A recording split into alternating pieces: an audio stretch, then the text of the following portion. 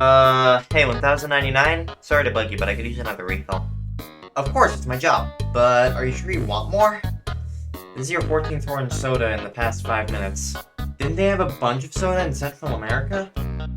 Dude, they had full glass bottles of it. It was great, but the tips of the bottles had like a bunch of suction with them when you were sucking on them, so it made it hard to enjoy the soda. Ooh, you two talking about Calvinbrine's trip to Belize? Yeah, specifically how hard it was to drink soda there. Dude, you should tell us more about your trip. I don't know, man. I did a lot of things on that trip, and I really don't like doing things. Might bring back some bad memories. Come on, man. 90% of us never even left this island.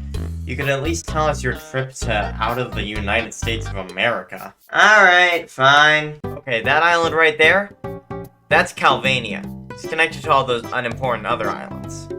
Now, if you zoom out a little bit, that one outlined area, the one that looks like the triangle that has a pointy part facing upwards, that's New Hampshire. That's my state. That's the state that island's in. Now, if you zoom really out, and you go over here, that's Belize. Are you talking to someone else? There's no map here. Look, other Calvin, I was out of the country my entire spring break. I am completely behind on videos. Oh, okay. Anyways, since Calvania is completely made up of 15-year-old me's, I generally attend an undisclosed high school somewhere in New Hampshire and use Pearl Stasis chambers to frequently travel between the two. Now, I actually used to live in the Caribbean, so when I heard my high school was doing a trip to southern Belize, I couldn't resist. So I robbed several banks, used the money to pay for the trip, and I was off to Connecticut. Wait, what? There's no flight to Central America and New Hampshire. I had to go all the way down to Hartford so I could go on a plane to a bigger airport, which actually does have a flight to Belize. Oh. So that was the Hartford airport. Awful, I got robbed by the TSA. I'm in the airport right now.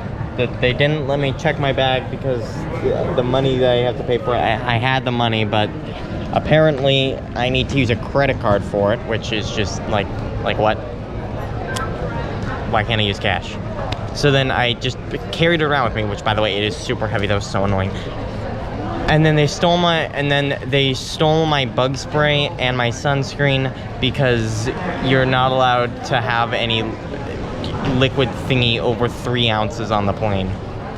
Aside from that hiccup, everything went smoothly. So I got on the plane, it took off, and I was ready to go to Belize. But I wasn't going there yet. I had a layover stop first.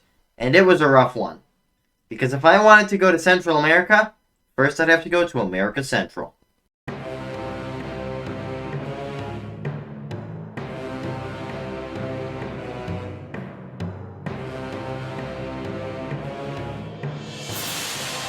Whoa, you went to Texas? Yeah, but it was fine. I was only in the airport, and thanks to the already established super difficult airport security, nothing violent really happened, but my deodorant did explode. So now I was missing 5 essential thingamajigs for travel, but luckily my passport and vaccine card didn't get shredded somehow, so I was able to land in Belize safely, with the only other hiccup being when one of the customs guys asked me if I came here with my girlfriend. I don't have a girlfriend. But you know what? Fuck it, I'm in Belize.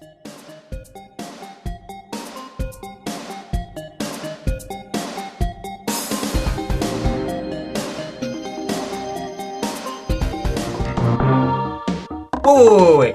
You left Belize City already? Oh yeah, that was just where the airport was. We didn't actually have any business there. Most of those pictures I showed you weren't even taken in Belize City. The last one was on a Mayan ruin that we went there on the second to last day. Ooh, was that fun? Did you get to see any of those Mayan pyramid thingies? No, that's not where we went, but I did get told off for sitting on some ancient Mayan sports bleachers because I was falling asleep. Isn't the purpose of their existence to be sit on? Well, not anymore, apparently. After a long bus ride, eventually we got to the hotel we'd be staying at for that night, and ate dinner. At some point after eating, we were supposed to go on a night trip to the zoo, and since it was a night trip, I knew I'd need a flashlight. I saw multiple other people going from their rooms to the dining hall, so I thought it'd be fine if I went over to my room to grab my flashlight for the trip. But then once I got back to the dining hall, everybody had already gone onto the bus to head to the zoo, and I got chewed out by the teacher for holding everybody up. But the zoo was fun? The zoo was great. The zoo had crocodiles, birds, species of monkeys, animals whose names I don't remember, there were ant superhighways, not to mention ocelots, pumas, jaguars, and all sorts of other wildcats. Which was nostalgic for me because when I was 6, one of my best friends was a tiger.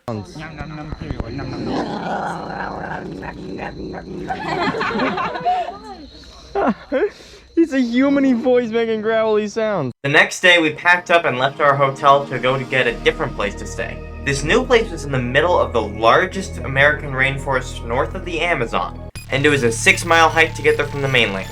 A hike I had to make with a heavy backpack on. Luckily, they let me throw it in the luggage truck about halfway through, but the next 3 miles were still very hard, and my muscles felt like noodles at the end. You did that with your lack of muscle? I'm so sorry, dude. I know, it was horrid. On the bright side, though, my muscles actually stopped being shrimp-sized for a little bit after. Wait, they did? Dude, you should carry around weighted bags more often. You might get your crush to think you're hot. I already had ThunderNet run the odds of that working. It's like a 5.23% chance, dude. I've never left this island that's filled with nothing but male clones of me, dude. I would kill for a 5% chance. The 4 days I was in the rainforest were tough. I did more hiking that week than I had in the past 2 years, maybe 3. Not to mention it was in the Central American climate, which is way hotter than Northern USA. There were also these things called howler monkeys, and they would constantly scream all night. Howler monkeys are basically monkeys who can, and constantly do, scream so loud they can be heard from miles away. And they were doing that at night. So every time I woke up to their screams, which I should say is very low-pitched and sounds like a very loud growl, I would think, okay, howler monkey or zombie apocalypse? One time I said that out loud and the guy I was rooming with responded with, if it is zombies, I'm gonna let them eat me. Because if zombies are that loud, I don't want to live. Fair enough. Also, they don't have Wi-Fi or cell service there, so we had zero connection to the outside world. Couldn't talk to my parents, I couldn't look at funny videos on the internet, and if it wasn't Howler Monkeys and it actually was a zombie apocalypse, I'd have no way of knowing. And all my apocalypse gear was back home, so that'd be really bad. Hey, are there any other drawbacks? Let's see. On the first night there, a girl got stung by a scorpion. Luckily, it turns out scorpion stings are only really as bad as a bee sting, but the way they talk about them online makes them seem it's worse. That sounds terrible. That's meant to be a vacation? It wasn't all bad. I mean, sure, the showers may not have had room temperature water, but we did get to see all sorts of cool wild plants and animals. We went swimming in the river, there was a place to buy candy and soda, and we had a lot of downtime, though not much to do with it. There was ping pong, though. Yeah, I'm not gonna lie, that still does not sound good at all. Tell me about it. One time, everybody had to sign up for an activity to do at one point so we could get credit for the trip. And my group ended up meeting in a completely different spot than every other group, and I was the only guy who didn't know. So afterwards, everyone was like, oh, where were you, man? And I'm like, no, where were you? As fun as it was to watch the guy who ran the jungle place try to catch a venomous snake, we did have to leave eventually, meaning another 6-mile hike. This time they let me throw my bag in the truck immediately, but last time was during a cloudy evening. This was in the middle of the day. So yeah, I almost died of heat stroke, drank way too much water, and nearly died from holding in pee 2 times later that day. So, you know, 3 near-death experiences in one day, it doesn't really spell out a very good vacation. But hey, when we were done with that, we got to go to an island, and that was, you know, pretty cool. You could see Guatemala and Honduras from it. And, you know, I loved the beach as a kid, so I was pretty excited. Yeah, it turns out I don't like the beach anymore. New Hampshire's made me soft. It's broken me. This was the trip's last chance to pick up for me, and it failed. I spent most of my time on the island reading in some random public hammock. There were a few snorkeling and fishing trips, but I didn't really do any fishing, and funny things about fins. They suck. I hate them. So much. Why don't they just let me swim with my feet? I'm faster with them because of how crappy fins are. Also, one of the snorkel trips was mandatory, but I didn't know that until right when it was about to happen, so by the time I got my sunscreen on, they had all already left. This was also required for the credit, by the way. So if I didn't have my scuba diving footage, I'd be screwed. Oh, right, forgot to mention, I went scuba diving while I was there.